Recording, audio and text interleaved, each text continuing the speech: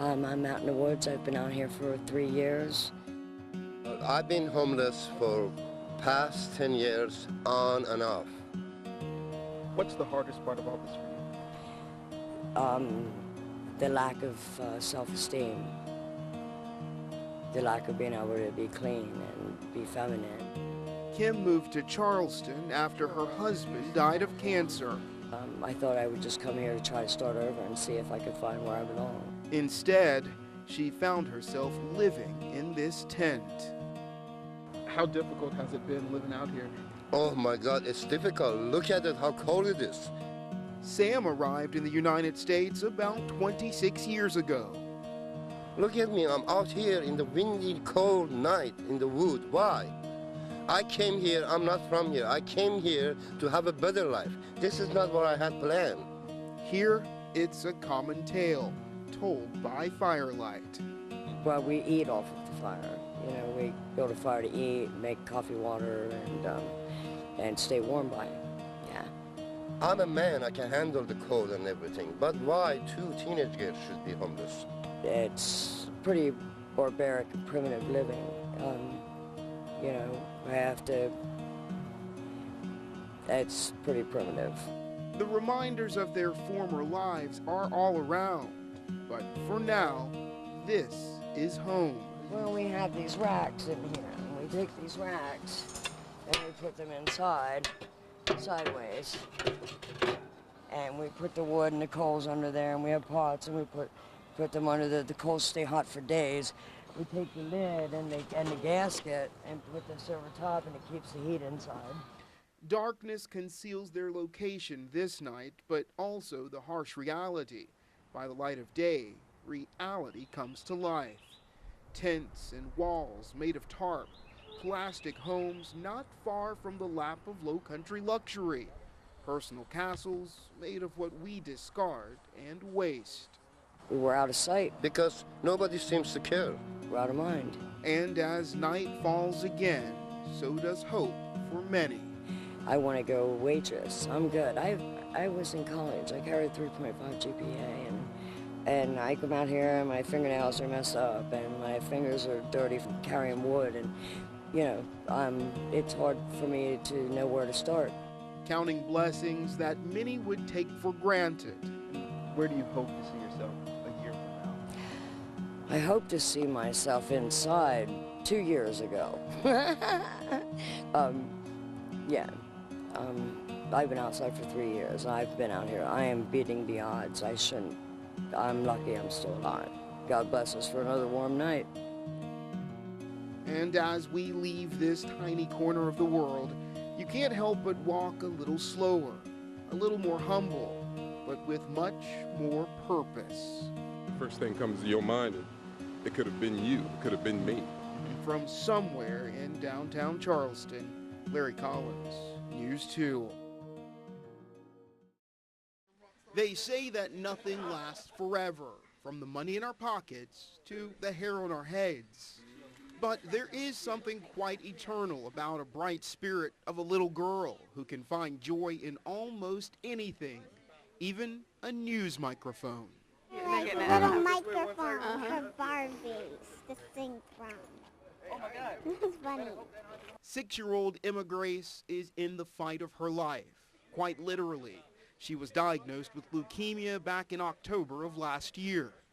She didn't lose her hair then. In this next cycle of treatment, her hair fell out, and I came in with my head shaved. That's right. He gave up his hair too. I told them not to be worried if I came in with my head shaved. I wasn't sick, but I was doing it for my daughter. That's just what daddies do for their little girls. But apparently, that's what daddy's coworkers do too. And they all were very supportive of it and decided that they wanted to do it too. So they lined up to watch their hair drop down. She lost her hair, so we wanted to be just like her. She's our inspiration. Emma Grace sat and smiled, watching rough, tough, and rugged workers let go of their locks. Her spirits are lifted up. Her family's is lifted up. It means a lot to me. It makes me happy to know that there's people out there that are willing to do stuff for my family and myself. Hair will always grow back, but Because remember, nothing lasts forever. Well, nothing except the love from a dad to his little lady. Daddy. Yes, baby. That, well, that's everlasting. Yeah. No, she's not different. No. Yes, I'm about to do chemotherapy again for breast cancer and cancer in about 8 of my vertebrae, a couple spots on my lungs also. So this is treatment. The cancer came back, so for the second time, Dennis Smalls is undergoing treatment for breast cancer. I take the good, and sometimes, every once in a while, you get a bad report. He remembers the first time he was told the lump in his chest was malignant. I was diagnosed April 9th, 2009. You know, the funny thing about that is almost everybody who's been diagnosed with cancer can tell you what date they were diagnosed on. It's like a birthday you don't want to have. But this time, the cancer has spread to his spine and his lungs. That doesn't shake my faith at all. I just feel as though it's a part of what I have to do.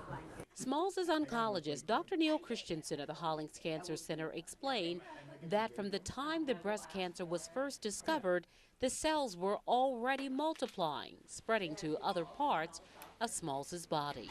The time that he was initially diagnosed, he had metastatic disease, or what people commonly call stage 4. After spending more time with Dennis, we wanted to find out more about breast cancer in men, and we discovered that less than 1% of all breast cancers occur in men. In fact, in 2013, in this country, only 2,240 men were diagnosed with breast cancer. But we take the same ways of treating that we use for women and we apply them to men, with a few exceptions in terms of what you can do with the endocrine treatments. You may have a problem trying to find a vein. Smalls says he expects to be on chemotherapy for the rest of his life, which is fine with him because he says he has a lot more life to live.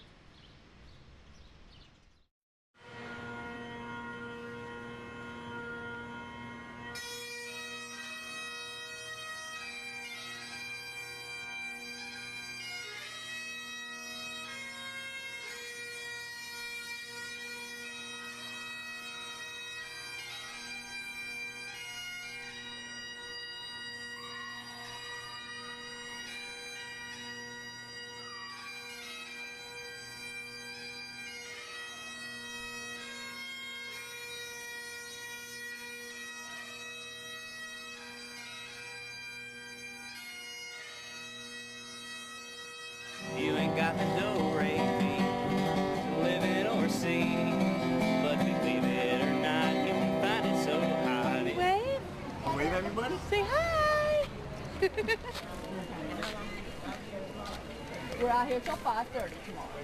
How many quarts in a gallon? That's 4. So you save $6 on the pocket. Missing out on some fun things.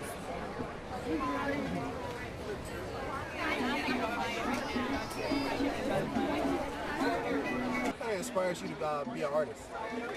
Basically all the famous artists from the 1800s and 1900s, they did a really, really good job, and I just want to represent that in Somerville.